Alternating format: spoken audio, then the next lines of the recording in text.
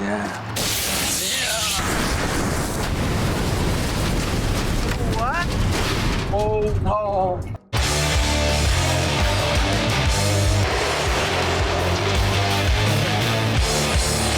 LiftTheChucks.com has the juice. I'm gonna tell you right now, the guy with the power, his name is Justin Gaethje, and we see it. Justin Gaethje makes everybody go. He makes everybody go cold. What's up, everybody? Welcome to this episode of Tell the Tape. I'm your host, Henry Cejudo, aka Triple C, and on today's episode of Tell the Tape, I'm going to be breaking down, that's right, the battle of the BMF. Ali Abdelaziz, that's right, my manager just tweeted, what do you guys think of Justin Gaethje, Max Holloway, February 17th? In other words, when Ali texts something like that, do you know what that means, guys? That means that it's actually going down. And who knows, guys? Triple C may be the co-main event. We'll see. Anyhow, guys, I'm here to break down this fantasy match that more likely is going to take place. I'm here to dissect the strengths, their opportunities, and their weaknesses, and obviously, what is it they're going to have to do in order for them to get the victory in this fight. But again, guys, this episode wouldn't be possible without our sponsors. That's right, Lifted Truck. You may be a short kid. You may be 5'4" of twisted steel and sex appeal, but guess what, guys? On the street, guys, I am 12 feet damn tall. So you guys make sure to go to liftedtrucks.com and get your lift on. Enough talk, everybody. Let's take it to the big screen.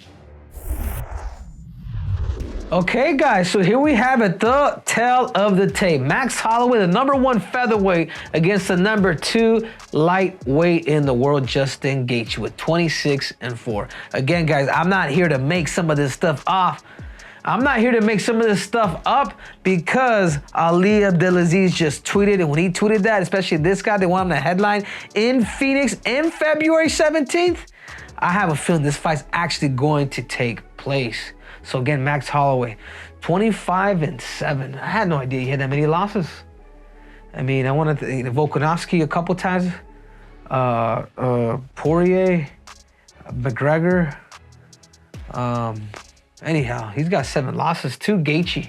Now think of Gaethje's loss, Dustin Poirier, which he got back, Khabib, Charles Oliveira, and then there's one more. Oh, Eddie Alvarez. I mean, those are his 4 losses. I mean, the level of competition that Justin Gaethje has fought is absolutely ridiculous. Look at this. Look at his KO stats. You know what I'm saying? And pretty much in 30 fights, he has TKO'd 20 of them. And you're talking about the elite of the elite, at least in the UFC, with 1 submission. I never thought he had a submission in him.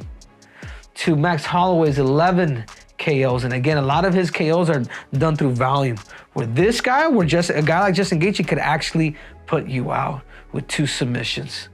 5'11" to 5'11", 70 to 69 inch reach. I mean, age 31 to age 35. I mean, looking at the stats here, guys, this would be a really, really interesting fight. To who is it that's actually going to be the BMF? But without further ado, let's get to, that's right, the BMF as of right now. Justin, the highlight Gaethje. What are Justin Gaethje's strengths? His fight pace. He's got a fighting pace where everything is just risk-taking. He's in your face and he's looking to knock you out. He's looking to break your foundation. He's looking to hurt you. And I think that's the same reason why he has so much success at that time at World Series of Fighting in the beginning of the UFC. And he's also, too, something that I will add, he's been able to control some of that fighting pace, which is going to make it interesting for Justin Gaethje as of now. He's learned from his past mistakes. Attacks the legs and breaks the fighter's foundation. If there's one thing that he does better than maybe everybody in the UFC, I think of 2 people. I think of Israel Adesanya and I think of Justin Gaethje, of breaking their legs. I mean, literally breaking people's foundation. And I was talking to Khabib about this dude. He's like, Henry, nobody has ever kicked me as hard as Justin Gaethje. He said, I knew that when he kicked me that I could not give him space. I decided to press a Justin Gaethje because that kick, I felt like I was kicked by a mule.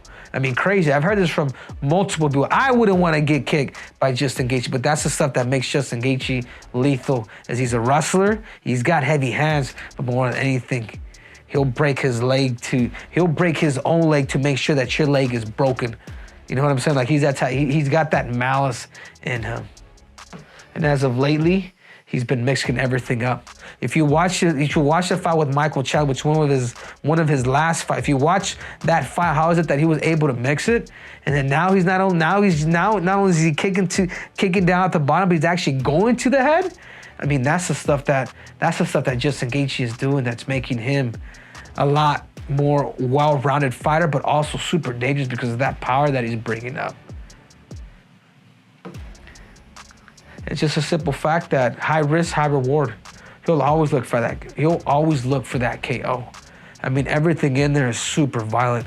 Like the UFC has never seen somebody that like Justin Gaethje to come in and really kind of bring that type of violence that's just brutal. Like you know what's coming, and he's gonna throw the kitchen sink at you as you're watching him, and he don't care. But at the same time, let's talk about weaknesses. You know, we all have them. You know, Justin's a good friend of mine. We're both from Arizona. Every time we're together at any event, whether it's Vegas or wherever that may be, we're always hanging out. We're always kicking it. But what are his weaknesses? Brazilian Jiu-Jitsu. I think I go back and I watched that fight with Charles Oliveira. And it's not even necessarily Brazilian Jiu-Jitsu, just him being able to kind of get off from bottom, like his scrambling ability on bottom is, to me, is what I see a little bit. That's a little fuzzy, you know. Alongside with his, you know, sometimes with his defense, you know, he will get hit a lot. He'll give to kind of throw, but he's been built by design. But still, his defense is still a little suspect. Justin Gaethje does get hit a lot.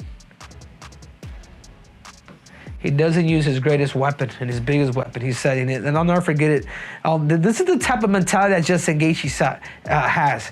He said, Henry, he says, I knew that when I All-American in college, that I knew that I never want to wrestle again because that sport was so damn hard. And he literally took that saying and turned into what he is. Like the way he fights is somewhat the way that he wrestled, but he no longer wrestles for that same reason of just wrestling from age 5 to all the way into his mid-20s.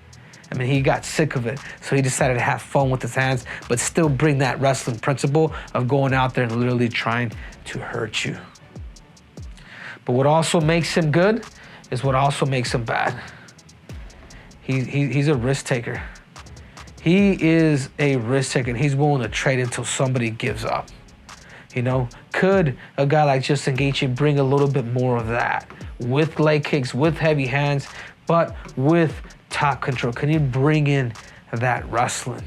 Justin Gaethje does some things like that, and I really don't think guys that have beaten him before would really beat him. And Max Holloway, the blessed train, Max Holloway. What are his strengths? He's a volume fighter. He fights in bunches, punches in bunches if you want to call it. But he's a volume fighter, and he's got great technique. And particularly, it comes from his damn boxing combinations. You know, he's able to throw a lot of the volume that he has, but he'll go to the body, come up top. Like, he's a pretty simple fighter, but his greatest gift is right here, in my opinion. His volume, his threshold, his ability to freaking take the fight 5 rounds, whatever he has to do, but he'll look just as good as round 1 as he would in 5. And this is one thing that Gaethje needs to be careful if he doesn't put a guy like that out.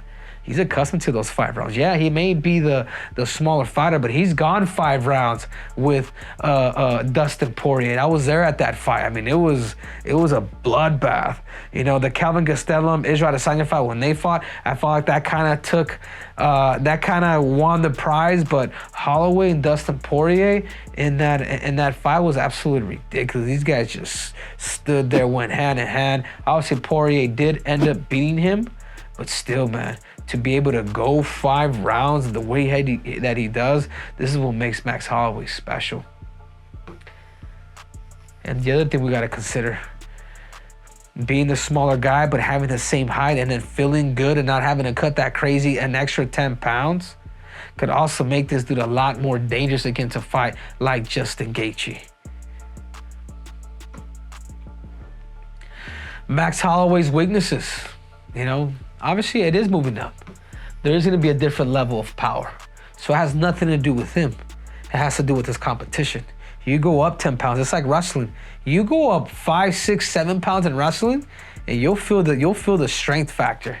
It's somewhat the same thing in fighting.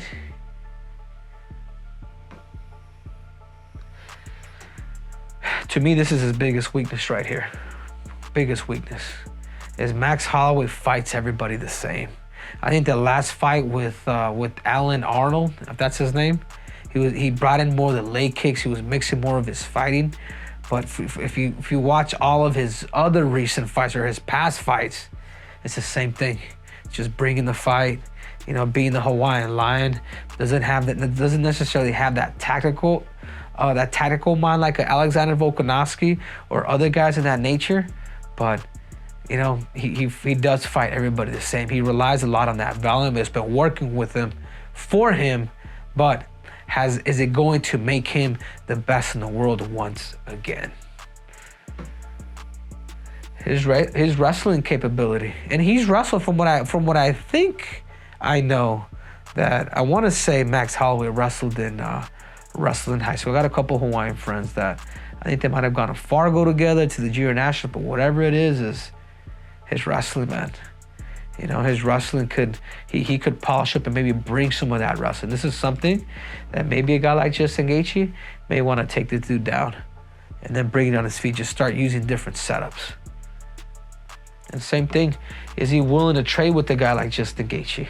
Because I'm going to tell you right now, the guy with the power, his name is Justin Gaethje, and we see it. Justin Gaethje makes everybody go. He makes everybody go cold. If you stand and trade with a guy that's willing to risk it all to gain it all, then good luck on that one. And here we have our stats. Strikes landed per minute per Holloway, 7.17. 2 strikes landed per minute. I mean, as active as Max Holloway is, look at it. Justin Gaethje still throws more. The only problem the only difference is Gaethje puts people away.